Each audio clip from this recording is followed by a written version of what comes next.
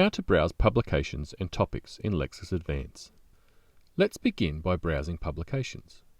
Click on the table of contents for ABC of evidence, and the table of contents opens, with headings and arrow options for further subheadings, which can open down to a paragraph level.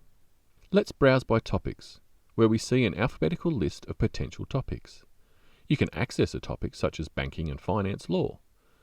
Then select subheading Financial Institutions, and then Actions for Financial Institutions. When you have completed browsing topics, you will have three options: get documents that match the criteria you have set, add this topic as a search filter for future searches, or create a topic alert which can email you when new material on the topic becomes available.